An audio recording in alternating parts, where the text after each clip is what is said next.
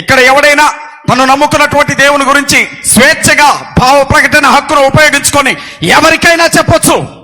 ఇది పేరుకు మాత్రమే అమలు జరుగుతున్నటువంటి దేశం.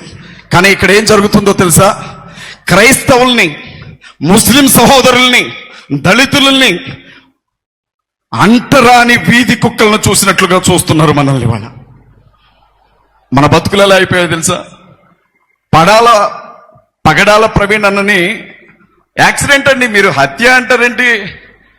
ఒప్పుకోకపోతే కేసులు పెడతామని వాళ్ళంత స్పష్టంగా చెప్తుంటే మీరు ఇంకా హత్య అంటారేంటి? యాక్సిడెంట్ అండి అది. యాక్సిడెంట్. రోడ్డుకి 9 అడుగుల దూరంలో మనిషి పడిపోయి ఉన్నాడు. మనిషి మీద బుల్లెట్ పెట్టేసింది, కాళ్ళ మీద నుంచి తల వరకు.